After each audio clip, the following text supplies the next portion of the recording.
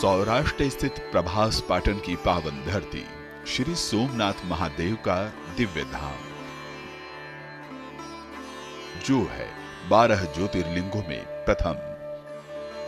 सदियों से प्रभास तीर्थ भगवान सोमेश्वर के भक्तों की अटूट आस्था का केंद्र है। कहा गया है, सोमलिंगम नरो दृष्ट्वा सर्व पापै प्रमुच्यते, यानी सोमनाथ के दर्शन मात्र से मनुष्य सभी पापों से मुक्त हो जाता है।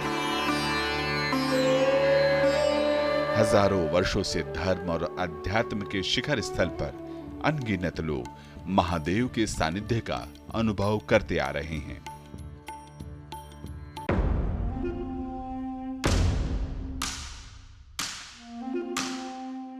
लेकिन काल चक्र में वो तारीखें भी दर्ज हैं जब इस पवित्र तीर्थ का विध्वंस करने के लिए कुटिल आक्रांताओं ने दमनकारी प्रयास किए। ऐसा पहला प्रयास हुआ आज से ठीक 1000 साल पहले। साल था 1026। महमूद गजनबी ने इस तीर्थ पर बर्बरता की थी। न सिर्फ मंदिर को तोड़ा, बल्कि पावन शिवलिंग को खंडित किया। यहां तक कि उसके खंड को मस्जिद के फर्श में लगा दिया गया, ताकि आने जाने वाले लोगों के पैरों तले सनातनी आस्था को रौंदा जाए। यह सिलसिला यही नहीं रुका। आने वाले दौर में बर्बरता का चेहरा बदला, लेकिन दमनकारी सोच वही रही। फिर चाहे वो अलाउद्दीन खिलजी हो या सुल्तान मुजफ्फर, महमूद बेगड़ा हो या औरंगजेब,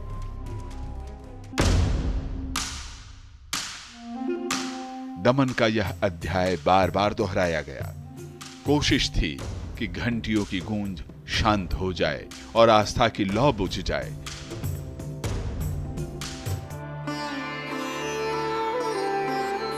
लेकिन भगवान शिव के भक्तों को भला कौन सी हुकूमत डरा सकती थी। अपने आराध्य के लिए अनगिनत सनातनियों ने अथक संघर्ष किया। हजारों लोगों ने अपना खून बहाया, ताकि भगवान सोमेश्वर का यह तीर्थ क्षेत्र सदैव लोगों के जीवन को आलोकित करता रहे। और यही तो सनातन की चिर निरंतरता है, जहां आस्था सीमाओं से परे है, जो लोगों के हृदय में और रगों में समाहित है, जहां हर श्वास महादेव से जुड़ी है, हर स्मृति महाकाल में एकाकार है। यही तो संस्कार है जो गंगा के मैदानों में, कावेरी के तट पर, नर्मदा की धारा में और गोदावरी के आंचल में विकसित हुई है। इसलिए हर उस विध्वंस के बाद जिसमें अस्तित्व मिटाने की हनक थी, लोगों की दृढ़ता हिमालय की तरह ऊंची होती गई। आज 1000 साल के बाद जब हम देखते हैं, तो विध्वंस के उस दौर को नहीं, बल्कि पुनर्निर्माण के उस निर्बाध श्रृंखला को याद करते हैं, जिसमें अहिल्याबाई होलकर से लेकर सरदार पटेल तक का योगदान अविस्मरणीय रहा है। जो क्रूरता की तलवारों पर भगवान शिव के त्रिशूल और कोटि कोटि भक्तों की अटूट श्रद्धा का जय घोष है। यह भी संयोग है कि यह साल वर्तमान सोमनाथ मंदिर के पुनर्निर्माण के 75 साल का भी वर्ष है।